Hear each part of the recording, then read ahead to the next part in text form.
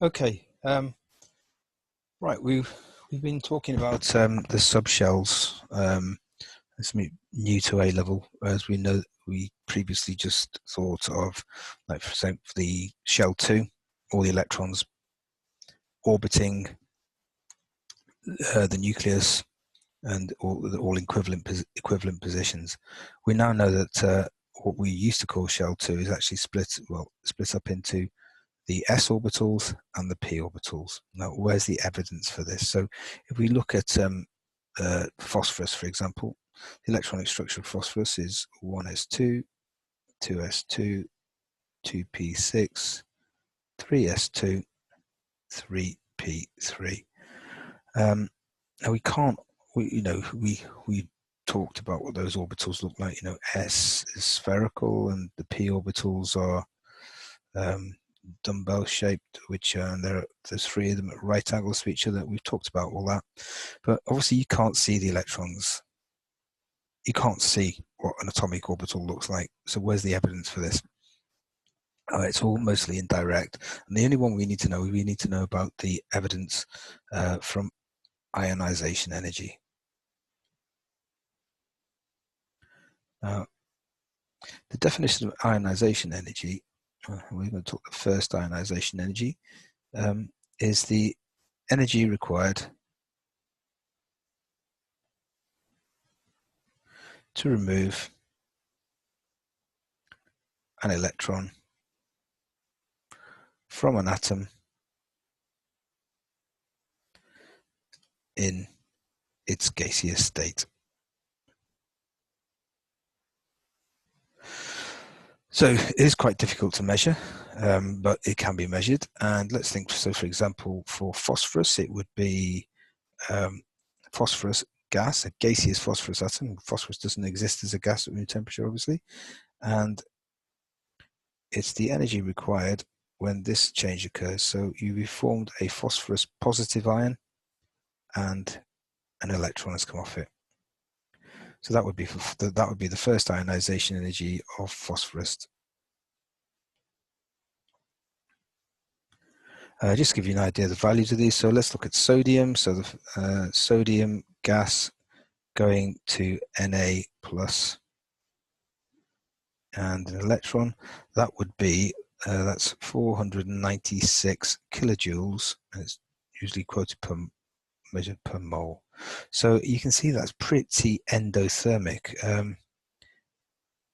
It requires quite a lot of energy to remove an electron from a sodium atom, and that may go against what we used to say, people say all the time, and I say all the time. You say, oh, like, well, sodium, it's 281. It wants to lose one electron, like to form a positive ion. Well, it doesn't want to lose an electron because look, you have to provide that much energy to get the electron off the atom. So what's holding the electron onto the atom is obviously the electron's negatively charged and the nucleus is positively charged.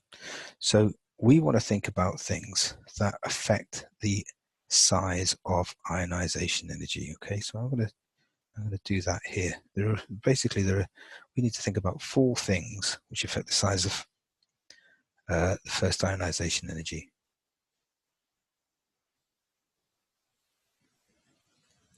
Right, number 1 is the size of the nuclear charge. So the more protons you have got in a nucleus, the more positive it is, it's going to hold onto the electrons stronger. So that's going to make it bigger. 2, the next thing is going to be the distance from the nucleus. So if you think about, for example, potassium is quite a big atom, whereas lithium is much smaller. So the electron in potassium is going to be a lot further away from the nucleus, so it's going to be easier to remove. There's another thing which tends to go hand in hand with distance, and this is called shielding. Okay, now shielding is where, for example, if you have, let's think about helium. Helium is 1s2. Sorry, not helium. Helium would be a particularly bad example because there isn't shielding there. Let's think about lithium. So again, lithium is 1s2 2, 2s1. Now, lithium has got 3 protons in its nucleus, yeah. But the effect of that positive pull of the nucleus is blocked a little bit because, see, these 1s electrons, they shield or they block the attraction of the electron which is further out in 2s to the nucleus. That's what's meant by shielding. So the more shells an atom has, the greater the shielding. And then finally, and the most complicated one, I won't really explain what it means just yet, is this thing is called pair repulsion. Now we know you can fit 2 electrons in an orbital, can't you? One with upspin, one with downspin. So if an electron is in an orbital which has got 2 electrons in, it's a bit easier to remove than there's only one there, because electrons both have a negative charge and they're going to repel each other a little bit. We'll talk about that more.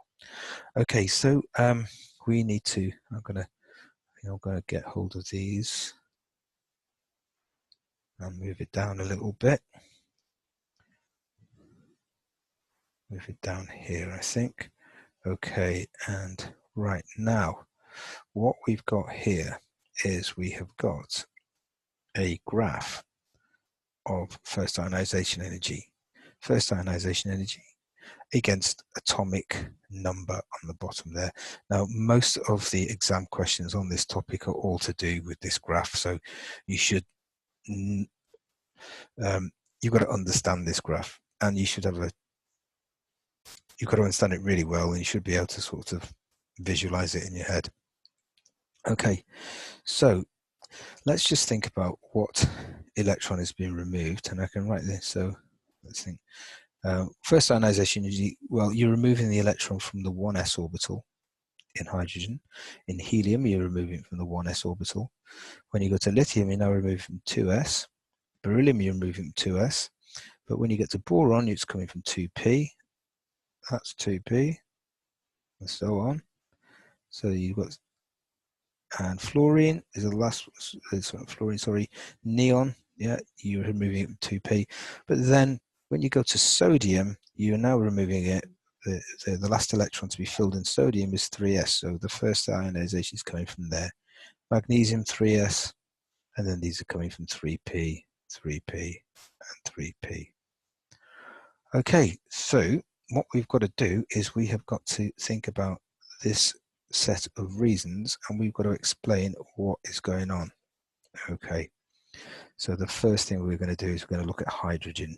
Okay, it's quite a high first ionization energy. It's only got a small nuclear charge, hasn't it, hydrogen? But it's reasonably high because what we can say about the distance from the nucleus is very close to the nucleus because it's in 1s, and there is no shielding because there's only 1 electron there. We can forget about the last thing. Okay, so hydrogen's is pretty high. But when we come to helium, okay, let's think about helium. Helium's is a whole lot higher than hydrogen's. Helium is up here. Right, now why is helium so much higher than hydrogen? Which one of these factors is causing that? Well, look, it's this one, isn't it? What helium has got double the nuclear charge. It's got 2 protons instead of 1, so it's going to be a lot higher. The distance from the nucleus isn't going to be that different. Okay, it's actually going to be slightly closer than hydrogen because when you've got more protons, it holds the electrons closer. It's got the same amount of shielding because there's no electrons, and it's coming from 1s, so there's no electrons in between that and the nucleus. Okay, so we can explain that in terms of the nuclear charge. It's got a bigger nuclear charge. Right, let's have a look at this now. When we go to lithium here, so we're going to be looking at this one now, lithium. Right, what happens there? It drops dramatically. The first ionization energy of lithium is way lower than of helium. Now, how can we explain that? Well, we can't explain it in nuclear charge because lithium's got a bigger nuclear charge than helium. But look, it's really easy to explain. The electron in lithium is further away than helium because in lithium it's coming from 2s, whereas in helium it was coming from 1s. And also, we've got shielding in lithium. because the electron is being removed from 2s. Well, in between 2s and the nucleus, you've got those 1s electrons. So that's pretty easy to explain. Lithium's first ionization is way lower than helium's. Right, now we need to look at what happens when we go from lithium to beryllium. Okay, so beryllium's, it's gone up a little bit compared to lithium. Why is that? Look at our reasons. Well, the distance from the nucleus and the shielding are about the same because we're removing the electron in beryllium from 2s, we're removing it from 2s in lithium. But what is different here is the size of the nuclear charge. Beryllium has got a nuclear charge of 4, whereas lithium only had a nuclear charge of 3. So we explain that one in terms of the nuclear charge. Next one, we're going to go to boron. Okay, so borons compared to beryllium is lower. And why is that? Well, in boron, the electron is coming from 2p, whereas in beryllium, it's coming from 2s. Now, 2p is slightly further from the nucleus. So it's reason number 2, yeah? In boron, yeah, okay, the nuclear charge has increased in boron, but that is outweighed by the fact that the electron is a bit further away because it's in 2p, whereas in beryllium, it was coming from 2s. Right, now we need to talk about carbon and compare that to boron. Well, what's happening to carbon? If we look here, right, there was boron, and carbon's gone up, hasn't it? Okay, so carbon's is higher than boron. Well, both electrons are coming from 2p, so the distance from the nucleus and the shielding is about the same, but in carbon, there are 6 protons, the nuclear charge is bigger, and in boron, the nuclear charge is only 5 protons. So that's why it goes up there. Now, if you look at the next one along, nitrogen's is higher than carbon's, exactly the same reason, because nitrogen's got 7 protons and carbon has only got 6 protons. So the nuclear charge is bigger, but the size of the distance of the nucleus and the shielding are about the same. Now, we've got this little dip, haven't we, here? When we go, this is pretty important. See, we're going to talk about this dip, and they always ask about this little dip here. Why is the first ionization of oxygen is lower than nitrogen?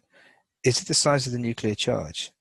It can't be that, because oxygen has got a bigger nuclear charge than nitrogen. Oxygen has got 8, nitrogen is 7, so it should be higher, but it's not. The distance and the shielding are about the same for oxygen and nitrogen because it's coming from the 2p. But what is different is, if you look at oxygen, all right, so if we draw our little, remember these, we had our little p orbitals, here's nitrogen and here's oxygen. So in nitrogen, you've got 3 electrons in the p orbital, and they're all unpaired. Whereas if you look at oxygen, it's got 3 electrons, but it's got a 4th one, and that is paired up. So this 4th electron is going to be a little bit easier to remove, and that's why you get the dip, because you get repulsion from the one in the orbital. So that's what causes the dip there, is the repulsion. Right, moving on to fluorine. Fluorine's is a bit higher than oxygen, right? That is pretty easy to explain. Why is it higher? Well, because fluorine has got 9 protons and oxygen's only got 8. And then we're coming on to neons, which is higher than fluorines. Well, why is that? Because neon's got 10 protons and fluorine's only got 9, but the electrons are being removed from 2p again, okay? Now we get to the point where we're going to just repeat ourselves. So now if we have a look at when we go from neon to sodium, we get a massive drop. Why do we get that massive drop? Well, it can't be the nuclear charge because neon's got 10 protons, sodium's got one more, it's actually got 11. But look at 2 and 3. The distance from the nucleus, right, is way higher in sodium because the electron is coming from 3s. It's not coming from 2p. Neon, it was coming from 2p. The sodium is coming from 3s, which is further away from the nucleus. And then this pattern repeats itself. Okay, so if I could, so for aluminium is going to be exactly the same as boron. Silicon is going to be the same as carbon, and so on, and you get the same pattern repeating itself. Anyway, I think I've gone on quite long enough there, so we'll stop that.